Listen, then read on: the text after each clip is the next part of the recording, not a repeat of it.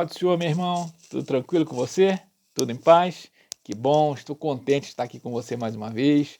Quero agradecer ao Senhor por poder rever você aqui, estarmos juntos nessa tarde, manhã ou noite, não sei quando você está assistindo essa gravação aqui, mas a minha intenção aqui é trazer uma palavra de conforto para o teu coração, trazer uma palavra que exalte o nome do Senhor Jesus e que possa fortalecer a tua semana, né? Fortalecer a tua vida nesse dia aqui, e que você possa sair daqui renovado pelo poder de Deus. Nessa noite, ou nesse dia, eu quero trazer para você uma reflexão sobre algumas coisas que a gente pensa e que acontecem efetivamente na nossa vida. Às vezes nós somos tentados pelo diabo. O diabo tenta a nossa vida, o diabo tenta nos tirar do foco, tenta nos desviar daquilo que Deus tem reservado para nós. E aí vem uma dúvida, uma pergunta que a gente sempre se faz, que é o seguinte: pô, eu sou um cara bacana, eu sou um cara legal, eu procuro fazer coisas boas, e ele vive me atentando, ele vive tentando me desestabilizar. Então, se você é um cara legal, é uma pessoa bacana, é uma pessoa do bem, é uma pessoa que entregou a sua vida para Jesus, eu vou te dizer uma coisa nessa noite: o diabo atenta contra você. Ele tenta contra a sua vida. E eu quero, a partir de agora, fazer uma reflexão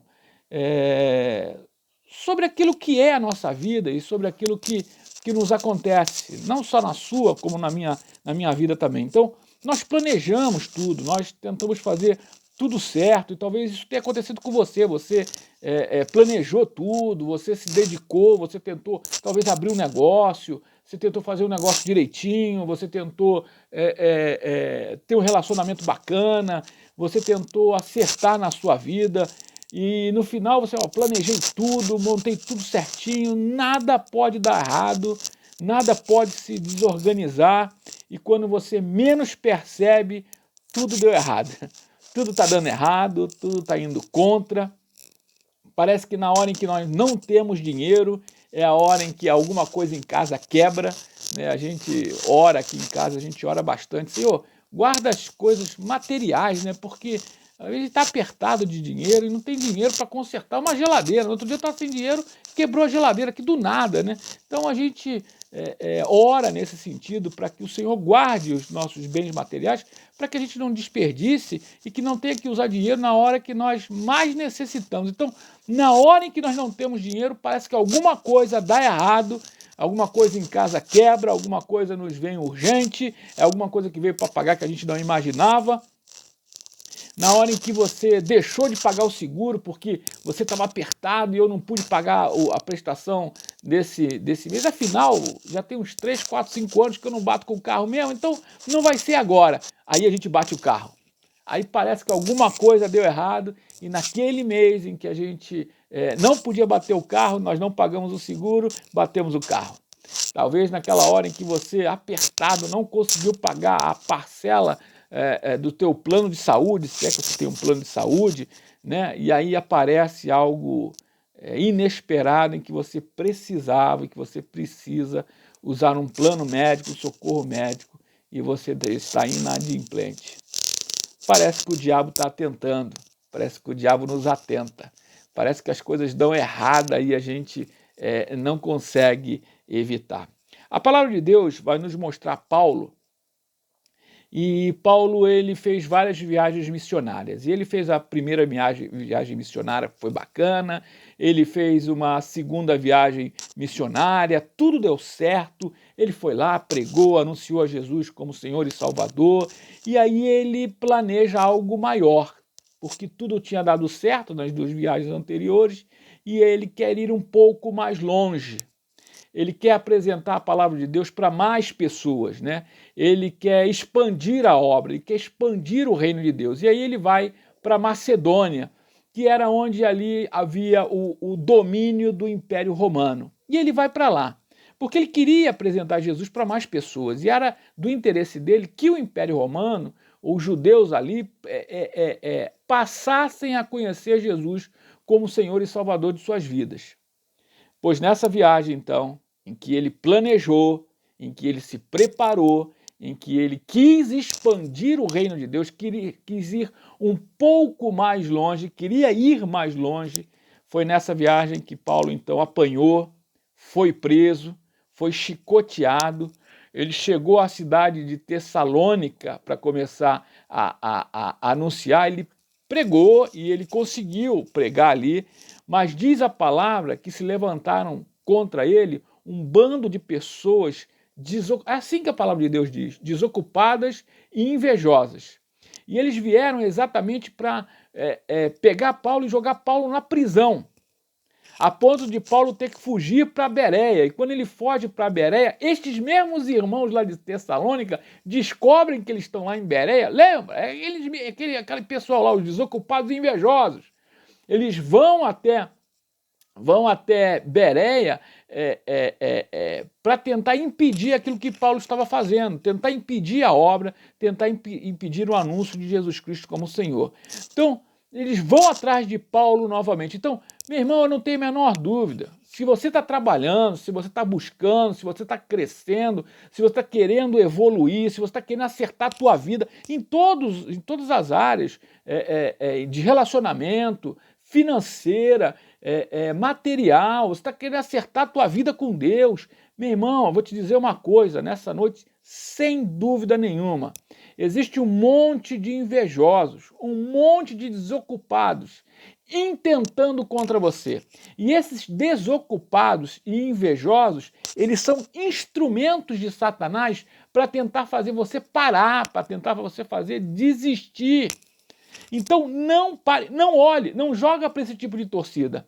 Né? Tem gente, por exemplo, naquela época, na época de Paulo ali, não existia redes sociais, né? Então as pessoas iam ouvir Paulo, né? Paulo parava, pregava, e pessoas, assim como foi com Cristo, pessoas paravam para ouvir, multidões paravam para ouvir. Não tinha jornal, não tinha rádio, não tinha televisão, não tinha Facebook, não tinha Twitter, não tinha Instagram, não tinha nada disso. Então, as pessoas ouviam, tinham que ouvir presencialmente. E hoje, meu irmão, uma das maneiras que estes invejosos, estes desocupados, tem de tentar fazer você impedir aquilo que Deus está fazendo, aquilo que Deus está começando na tua vida, eles começam a te perturbar. Então, existe um monte de invejosos, um monte de desocupados nas tuas redes sociais. E eles estão lá por inveja, porque são desocupados. E, no fundo, querem ver o nosso, o seu, o meu, o nosso fracasso, a nossa derrota. São instrumentos de Satanás. São armas que Satanás usa para tentar nos tirar do foco, né? Tirar do caminho. Então, chegou uma hora em que depois lá de Bereia e Paulo ali escrevendo as cartas, ele vai dizer o seguinte, Paulo começa a ficar preocupado, né? Se tudo aquilo que ele tinha feito lá em Tessalônica, tudo que ele tinha pregado, tudo que ele tinha falado, se tinha surtido algum efeito, porque é natural. Imagina eu e você, na nossa vida, tentando fazer tudo certinho, tudo direito, ser uma pessoa bacana, ser uma pessoa de Cristo de verdade, e parece que as coisas ao nosso redor não dão certo, né? É uma coisa que quebra, é o carro que bate, é uma conta que chega e a gente não consegue pagar, os nossos relacionamentos não vão bem, às vezes os nossos filhos se desviam e falam, poxa Senhor, eu sou temente a Ti, a minha família Te busca, e por que essas coisas estão acontecendo? Né? Por que eu prego, eu levo a Tua palavra, e às vezes as coisas não fluem na nossa vida. Então é natural que, assim como Paulo, né, assim como Paulo também se preocupou, se tudo aquilo que ele estava fazendo, se tudo aquilo que ele tinha feito, se tinha surtido algum efeito. Então chega no momento que Paulo diz o seguinte, ó, vamos ver o que aconteceu lá em Tessalônica.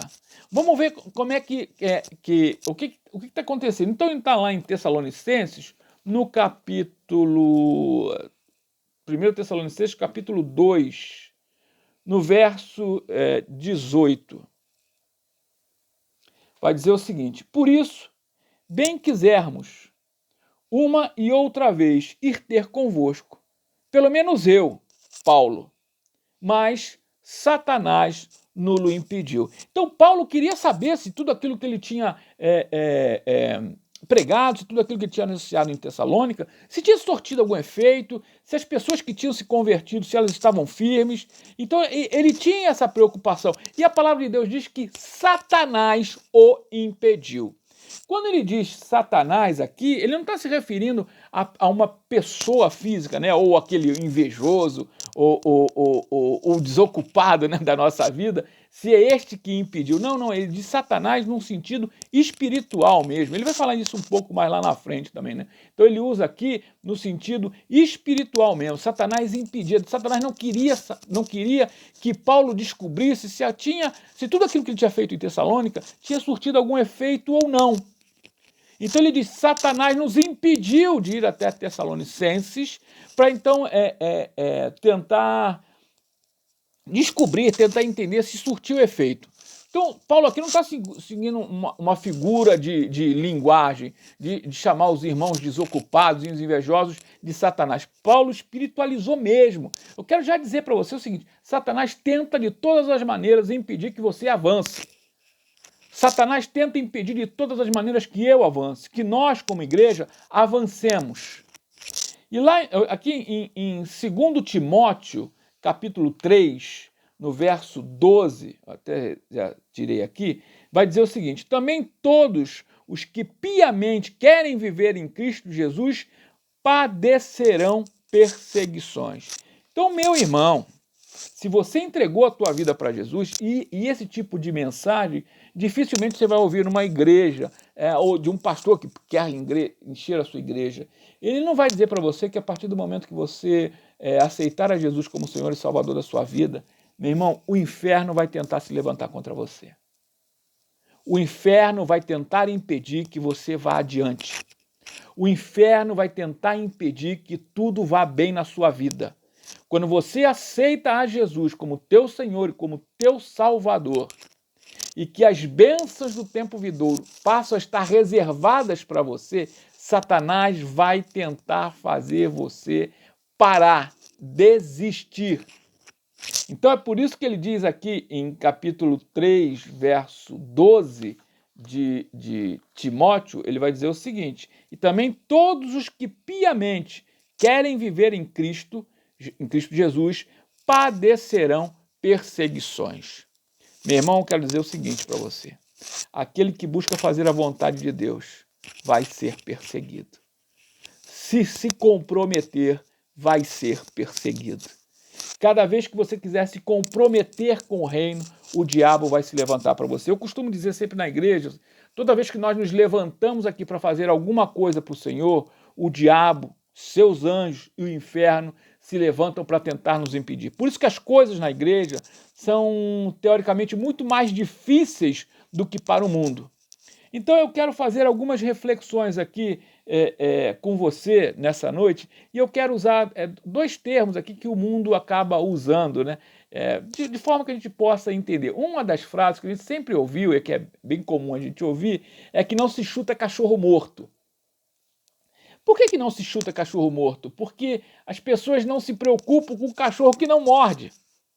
Se o cachorro late, você sai de perto, né? Ele te intimida. Agora, se o cachorro tá lá, tá largado, tá morto mesmo, você não vai lá, não tá nem aí, você passa por cima, você não se incomoda. Então, ninguém chuta cachorro morto, porque cachorro morto não te oferece risco, não te oferece nenhum tipo de ataque, então você ignora. Eu quero dizer para você, em cima disso, o seguinte, tá tudo em paz? Tá tudo em paz na tua vida? Tá tudo bacana? Não tem problema nenhum? Nada de ruim está acontecendo, não tem ninguém doente, todas as contas estão pagas, você não tem nenhuma dívida, você não tem nenhuma preocupação, nada. E eu vou te dizer o seguinte, uma palavra que talvez você não me entenda agora, ou até interprete mal. Muito provavelmente você virou cachorro morto, preguiçoso e barrigudo. Não incomoda nem Satanás, não incomoda. Você não incomoda nem o teu inimigo. Então ele deixa você. Fica aí tranquilo. Jesus chamou você para jogar, para você entrar no time. E você disse, não, deixa eu aqui mesmo no banco de reserva. Estou bem aqui. Aqui eu estou tranquilo. É isso que acontece conosco quando nós não queremos nos envolver. Se a sua vida está tão boa, eu quero te dizer o seguinte, o pau está comendo lá fora, meu irmão. A briga lá fora é feia e você não está nem aí para isso. Eu vou te dizer uma coisa, eu conheço um monte de gente assim, mas um monte mesmo. O pau está comendo, as pessoas não estão nem aí. O reino de Deus necessitando e o irmão não está nem aí. Quietinho, em casa, não se mexe, não se envolve, foge, se esconde, prefere o banco de reserva do que está jogando. Falando com você, Deus colocou um projeto no teu coração. Sabe o que você fez? Guardou. Deus colocou um projeto no teu coração e você escondeu. E aí você fica tranquilo. Assim você não precisa se envolver. Assim você não precisa se estressar. Você escolheu ficar em paz. E tem gente que escolhe não se envolver. Simples assim. E eu respeito a tua decisão. Eu respeito a decisão daquele que escolhe não se envolver. Eu respeito a decisão daquele que escolhe se esconder. Eu respeito a decisão daquele que desejou e quer viver em paz. O problema é de cada um, o problema é seu, o problema é meu, cada um com seus problemas. Tem gente que escolhe isso. E eu respeito isso. Tem gente que escolhe não ir para frente de batalha. Tem gente que escolhe não aos desafios. Tem gente que tá bom do jeito que tá. Tem gente que tá doido para chegar aos 49, 50 anos para se aposentar e parar de trabalhar e viver então sentado no sofá assistindo televisão e engordando. Às vezes nós escolhemos não nos envolver. E eu respeito isso. A palavra de Deus vai nos mostrar um homem pequeno, como diz a palavra, e tinha os seus irmãos eram maiores, mais fortes, bonitos. E a palavra de Deus mostra que este menino, este rapaz, quando diante de um desafio feito por Golias, que desafiou um exército inteiro, aquele menino escolheu assumir o desafio de ir enfrentar aquele gigante, um desafio que ninguém queria, um desafio que ninguém estava disposto a tomar. Porque ninguém queria se envolver, ninguém queria correr o risco, aceitar a Jesus, escolher o reino de Deus como seu Senhor e seu Salvador. É um risco grande para a sua vida, muito grande. E eu entendo e compreendo o quanto fraco nós somos, às vezes, quando nós escolhemos não nos envolver, não colocar o pescoço no risco, não escolher colocar o teu tempo, sua condição financeira, sua condição material em risco. Mas eu te digo uma coisa nessa noite em nome de Jesus. Se Davi tivesse escolhido em não assumir o desafio, em não assumir o risco, como a maioria daquele exército, hoje eu e você não saberíamos quem foi Davi. E muito provavelmente Davi teria morrido confortavelmente, da forma como diz uma música de Raul Seixas, sentado no sofá, com a boca cheia de dentes. E ele teria morrido em paz. E hoje, a palavra de Deus não iria se referir a Davi como um homem segundo o coração de Deus. Ele tomou essa decisão, ele quis essa decisão, ele assumiu esse risco, ele tomou isso para ele. Em Tiago capítulo 4, verso 7, vai dizer o seguinte: resisti ao diabo e ele fugirá de nós. Naquele dia do problema, naquele dia em que nós tivermos um problema, naquele dia em que eu e você temos que enfrentar um problema, que parece que esse problema nosso não tem saída, e a primeira coisa que te vem à cabeça é: vou desistir, vou virar as costas e vou embora. Eu quero te dizer uma coisa nessa noite, em nome de Jesus. Preste bastante atenção. Meu irmão, resista. Lute. Porque a palavra de Deus me diz que se eu resistir ao diabo, e eu resistir à ideia do que o diabo tem a me passar, com tudo isso que tem ao meu redor, que me leva a desistir, a palavra de Deus diz: resista ao diabo e ele fugirá de vós. Se nessa noite te passa pela cabeça desistir, parar, voltar, jogar tudo para o alto e viver talvez sentado no sofá, sem se envolver, engordando, com a boca cheia de dentes, como diz a música de Raul Seixas. Se você é essa a tua escolha, eu respeito. E você pode tomar essa decisão. Mas a palavra de Deus me diz, resistir ao diabo e ele fugirá de nós. Agora eu sei, você sabe, nós sabemos que tudo isso são planos do diabo para fazer você desistir. Eu sei que não é fácil só falar. Eu sei que é fácil falar. Eu sei que não é fácil e o quanto é difícil enfrentar uma situação como essa. Eu sei o quanto é... Eu sei porque sinto na minha carne. Eu sei o quanto é colocar a cabeça numa guilhotina e ter o risco de ter a cabeça arrancada. Eu sei o que é colocar a minha família em risco. Eu sei o que é colocar bens em risco. Eu sei o que é sofrer ataques do diabo diariamente. Eu sei o quanto é difícil. Por isso eu te falo com autoridade nessa noite. Tira o foco do problema. Tem um outro ditado no mundo que diz assim, tem mais Deus para dar do que o diabo para tirar. 1 Tessalonicenses, capítulo 3, verso 5, vai dizer o seguinte, portanto, não podendo eu também esperar mais, mandei-o saber de vossa fé, temendo que o tentador vos tentasse e o nosso trabalho viesse a ser inútil. Paulo preocupado com os irmãos lá em Tessalônica. Então Paulo diz assim, parece que tudo que eu fiz é inútil. Eu mandei Timóteo para saber se Satanás conseguiu o intento dele, que era parar a obra, de fazer com que os irmãos lá de Tessalônica não ouvissem mais a palavra e não tivessem a seguir adiante. Verso 6. Vindo, porém, agora Timóteo, que ele mandou Timóteo retornou. Vindo, porém, agora Timóteo, e de vós para nós, e trazendo-nos boas novas da vossa fé, e amor, e de como sempre tendes boa lembrança de nós, desejando muito ver-nos como nós também a vós. Então Timóteo traz boas notícias, o pessoal lá em Tessalônica está firme, o pessoal lá em Tessalônica está fazendo a obra, está crescendo, construindo igreja, e eles mandam avisar que estão com saudade de você, Paulo. E Paulo escrevendo então, e assim como eu também de vós. Então Paulo começa a focar não nos problemas, mas ele começa a focar nas boas coisas da vida, das coisas que são bacanas da notícia que ele recebeu. Resista ao diabo e ele fugirá de vós, diz a palavra de Deus.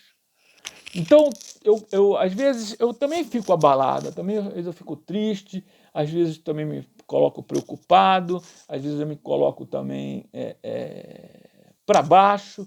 E minha esposa sempre me diz, né? Minha esposa sempre me atenta e sempre me diz o seguinte, já passamos coisas piores, nós já passamos momentos difíceis. Então, nós sempre nos superamos. E as superações na nossa vida foi porque nós resistimos e nós não desistimos. Eu e você temos memória ruim, nos falta fosfosol, né? A gente parece que comeu queijo demais. E alguém sempre nos faz lembrar das coisas boas que Deus tem feito e de como nós resistimos aos momentos, aos momentos ruins. Então nós precisamos ter, meu irmão, minha irmã, nós precisamos ter boa memória, de nos lembrar sempre daquilo de maravilhoso que Deus fez na nossa vida. Então quero lembrar a você que a vida não acabou. Investigue, você vai descobrir que, meu irmão, você está vivo. Você provavelmente está aqui me ouvindo hoje porque você tem saúde. Muito provavelmente hoje você almoçou, muito provavelmente hoje você tomou o café da manhã.